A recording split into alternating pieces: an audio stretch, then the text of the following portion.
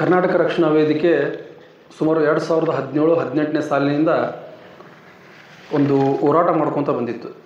ಯಾವ ವಿಷಯವಾಗಿ ಅಂತಂದರೆ, ಇಳಕಲ್ ಹೃದಯ ಭಾಗದಲ್ಲಿರುವಂತಹ ಕೃಷಿ ಉತ್ಪನ್ನ ಕಟ್ಟೆಯಲ್ಲಿ ಕಟ್ಟಿರುವಂತಹ ಅನಧಿಕೃತವಾಗಿ ಮನೆಯನ್ನು ಕಟ್ಟಿರಲ್ಲ, ಅದರ ವಿರುದ್ಧ ಹೋರಾಟ ಮಾಡ್ಕೊತ ಬಂದಿತ್ತು. ಸುಮಾರು 8 ವರ್ಷಗಳ ಕಾಲ ಆದರೂ ಕೂಡ ಆ ಕಟ್ಟಿರುವಂಥ ಮನೆಗಳನ್ನು ತೆರವು ಮಾಡೋಕ್ಕೆ ಇನ್ನಾದರೂ ಕೂಡ ಅಧಿಕಾರಿಗಳಿಗೆ ಆಗ್ತಾಯಿಲ್ಲ. ಅದರ ಸಲುವಾಗಿ ನಾವು ಪಾದಯಾತ್ರೆಯನ್ನು ಕೂಡ ಮಾಡಿದ್ವಿ, ಸಾಕಷ್ಟು ಹೋರಾಟ ಮಾಡಿದ್ವಿ, ಮನವಿನೂ ಕೊಟ್ವಿ. ಆ ಮನವಿ ಕೊಟ್ಟಿದ್ದಕ್ಕೂ ಒಂದು ಮರ್ಯಾದೆ ಇಲ್ಲಾರ್ದಂಗೆ ಆಯಿತು ನಮ್ಗೆ. ಆಮೇಲೆ ಪಾದಯಾತ್ರೆ ಮಾಡಿದರೂ ಕೂಡ ಅದು ವ್ಯರ್ಥ ಆತು ಏನೋ ಅಂತಂದು ನಮ್ಗೆ ಅನ್ನಿಸ್ತಾ ಇದೆ. ಬಹುಶಃ ಆ ಪಾದಯಾತ್ರೆ ಮಾಡಿಂದ ಕೋರ್ಟ್ನಿಂದ ಒಂದು ಆದೇಶ ಕೂಡ ಬಂತು. ಆ ಕಟ್ಟಿರುವಂಥ ಮನೆಗಳನ್ನು ಕೃಷಿ ಉತ್ಪನ್ನ ಮಾರುಕಟ್ಟೆಯ ಅಧಿಕಾರಿಗಳು, ಆ ಕೃಷಿ ಉತ್ಪನ್ನ ಮಾರುಕಟ್ಟೆ ಏನೈತೆ ಅದನ್ನು ತಾವು ತಮ್ಮ ತೆಕ್ಕೆಗೆ ತಗೊಳ್ಳಿ ಅಂತಂದು ಬಂತು. ಆದರೂ ಕೂಡ ಇಲ್ಲಿವರೆಗೆ ಆದರೂ ಕೂಡ ಕೃಷಿ ಉತ್ಪನ್ನ ಮಾರುಕಟ್ಟೆ ಅಧಿಕಾರಿಗಳು ಯಾರೂ ಕೂಡ ಇದ್ರ ಬಗ್ಗೆ ಕಾಳಜಿ ತಗೊಂತ ಇಲ್ಲ. ಕೋರ್ಟ್ ಆದೇಶವನ್ನು ಗಾಳಿಗೆ ತೂರಿರೋರು ಕೃಷಿ ಉತ್ಪನ್ನ ಮಾರುಕಟ್ಟೆಯವರು. ನಾವು ಕೇಳೋಕ್ಕೆ ಹೋದ್ರಂದ್ರೆ ಏನು ಹೇಳ್ತಾರೆ ಅಂದರೆ, ಇಲ್ಲ ಈಗ ಆಲ್ರೆಡಿ ನಮಗೆ ಚಾವಿಯನ್ನು ಹಾಕಿ ಕೊಟ್ಟಿದ್ದಾರೆ, ಇಲ್ಲ ಖಾಲಿ ಮಾಡ್ಯಾರ ಅಂತಂದು ಹೇಳ್ತಾರೆ. ತಾವು ಮಾಧ್ಯಮ ಸ್ನೇಹಿತರು ಈಗಾದರೂ ಕೂಡ ಹೋಗಿ ಅಲ್ಲಿ ನೋಡ್ಬೋದು. ನೀವು ಅಲ್ಲಿ ಯಾರೂ ಕೂಡ ಮನೆ ಖಾಲಿ ಮಾಡ್ಕೊಂಡು ಹೋಗಿಲ್ಲ, ಎಲ್ಲರೂ ಕೂಡ ಅಲ್ಲೇ ಅದಾರ. ಅಷ್ಟೇ ಅಲ್ಲದೆ ಕೆಲವೊಂದಿಷ್ಟು ವ್ಯಾಪಾರಸ್ಥರು ಅಂತಂದು ಹೇಳ್ಕೊಂಡು ಅಲ್ಲಿ ಏನು ಕಟ್ಟ್ಯಾರ, ಅವರೆಲ್ಲರೂ ಕೂಡ ಕೆಲವೊಂದಿಷ್ಟು APMCಗೆ ಸಂಬಂಧ ಇರಲಾರ್ದಂಥ ಗೋಡನಿಗೆ ಬಾಡಿಗೆ ಕೊಟ್ಟಾರ. ಅದಕ್ಕೆ ಸಂಬಂಧ ಇಲ್ಲ ಅಂಥದಕ್ಕೆ ಬಾಡಿಗೆ ಕೊಟ್ಟಾರ. ಆಮೇಲೆ ನಾವು ಈ APMCದು ಷರತ್ತುಗಳ ಪ್ರಕಾರ ನಾವು ನೋಡೋದಾದರೆ,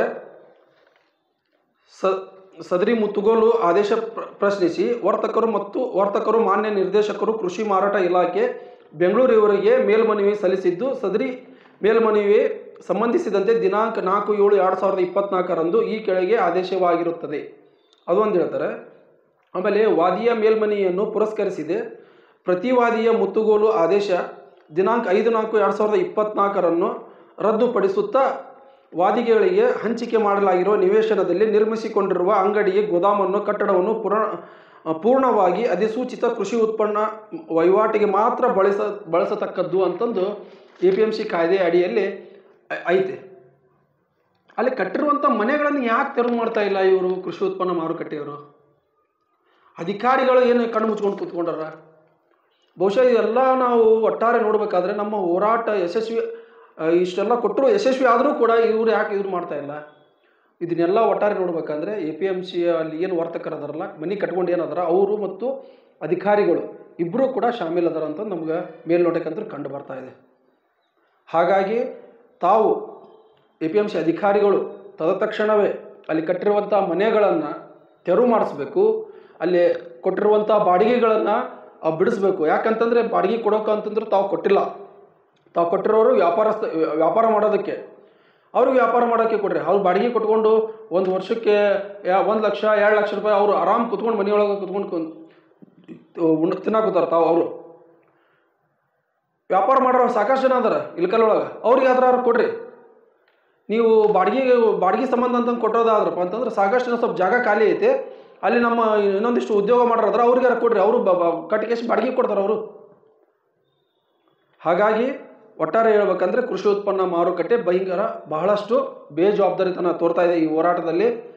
ಮುಂದಿನ ದಿನಮಾನದಲ್ಲಿ ಇಳಕಲ್ ಮತ್ತು ಹುನಗುಂದ ತಾಲೂಕಿನ ಕರ್ನಾಟಕ ರಕ್ಷಣಾ ವೇದಿಕೆ ಇಳಕಲ್ಲಿನ APMCಯಲ್ಲಿ ಒಂದು ಬೃಹತ್ ಮಟ್ಟದ ಹೋರಾಟವನ್ನು ಕೈಗೊಳ್ತಾ ಅಂತ ಅನ್ಕೊಂತ ನನ್ನ 2 ಮಾತು ಮುಗಿಸೋಣ. ಕರ್ನಾಟಕ ರಕ್ಷಣಾ ವೇದಿಕೆ ಕಳೆದ 2023ನೇ ವರ್ಷದಲ್ಲಿ ಆ ಕೃಷಿ ಉತ್ಪನ್ನ ಮಾರುಕಟ್ಟೆಯ ವಿರುದ್ಧವಾಗಿ ಇಳಕಲ್ ನಗರದಿಂದ ಬಾಗಲಕೋಟೆಯವರು ಕೂಡ ಪಾದಯಾತ್ರೆಯನ್ನು ಮಾಡಿತ್ತು.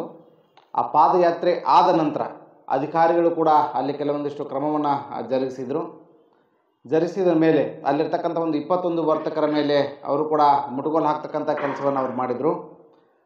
ಆ 21 ಜನಕ್ಕೂ ಕೂಡ ಗಣ ನ್ಯಾಯಾಲಯದ ಆದೇಶದ ಪ್ರಕಾರ ಮೇಲ್ವಿಚಾರಣೆಯನ್ನು ತಾವು ಒಂದು ಸಾರಿ ಇವ್ರ ಜೊತೆಗೆ ಮಾಡಿ ಮುಂದಿನ ಕಾರ್ಯವನ್ನು ತಾವು ತಗೊಳ್ಬೋದು ಅಂತ ಹೇಳಿದಾಗ ಬೆಂಗಳೂರಿನ ಅಧಿಕಾರಿಗಳ ಜೊತೆಗೆ ಈ 21 ವರ್ತಕರನ್ನು ಕರೆಯಿಸಿ ಮೇಲ್ವಿಚಾರಣೆ ಅಲ್ಲಿ ಮಾಡ್ತಾರೆ. ಮೇಲ್ವಿಚಾರಣೆಯ ಆ ಸಂದರ್ಭದಲ್ಲಿ ಸಂಬಂಧಿಸಿದಂಥ ಕೃಷಿ ಉತ್ಪನ್ನ ಮಾರುಕಟ್ಟೆಗೆ ಸಂಬಂಧಿಸಿದ ಅಧಿಕಾರಿಗಳು ಇವರು ವಾಸಕ್ಕೆ ಇರೋದನ್ನು ಅಲ್ಲಿ ಅವರಿಗೆ ದೃಢಪಡಿಸಿದ ನಂತರ ಅಲ್ಲಿ ಏನು ಈ ವ್ಯಾಪಾರಸ್ಥರು ನಾವು ವ್ಯಾಪಾರಕ್ಕಿದ್ದೀವಿ ಅಂತ ಹೇಳ್ತಿದ್ರು, ಇಲ್ಲಿ ವಾಸಕ್ಕೇನಿದ್ದಾರೆ ಅವ್ರಿಗೆ ಜೊತೆಗೆ ಮೇಲಧಿಕಾರಿಗಳ ಜೊತೆಗೆ ಮಾತುಕತೆ ಆಗುತ್ತೆ. ಇಲ್ಲಿವರೆಗೂ ತಾವೇನು ತಪ್ಪನ್ನು ಮಾಡಿದರೆ ಆ ತಪ್ಪನ್ನು ಇಲ್ಲಿಗೆ ಮುಗಿಸಿರಿ, ನಂತರ ಈ ತಪ್ಪನ್ನು ಮುಂದುವರಿಸಲಿಕ್ಕೆ ಹೋಗಬೇಡಿ. ತಾವು ವಾಸಕ್ಕಾಗಿ ಇರ್ತಕ್ಕಂಥ ಮನೆಗಳನ್ನು ಇನ್ನು ಮುಂದೆ ಅದು ಕೃಷಿ ಚಟುವಟಿಕೆಗಳಿಗೆ ಮಾತ್ರ ಬಳಸಬೇಕು. ಕೃಷಿ ಚಟುವಟಿಕೆಗಳಿಗೆ ಬಳಸದೇ ಹೋದಲ್ಲಿ ಮತ್ತೆ ಆ ವಾಸಕ್ಕೆ ಇರ್ತಕ್ಕಂಥ ಮನೆಗಳನ್ನು ಕೃಷಿ ಉತ್ಪನ್ನ ಮಾರುಕಟ್ಟೆ ಅಧಿಕಾರಿಗಳು ತಮ್ಮ ಒಂದು ಮುಟ್ಟುಗೋಲು ಹಾಕ್ತಕ್ಕಂಥ ಕೆಲಸವನ್ನು ಮಾಡ್ಬೋದು ಅಂತ ಹೇಳಿ ಅಲ್ಲಿನ ಮೇಲಾಧಿಕಾರಿಗಳು ಇವರಿಗೆ ವರ್ತಕರಿಗೆ ಮತ್ತು ಅಧಿಕಾರಿಗಳಿಗೆ ತಿಳಿಸಿರ್ತಾರೆ.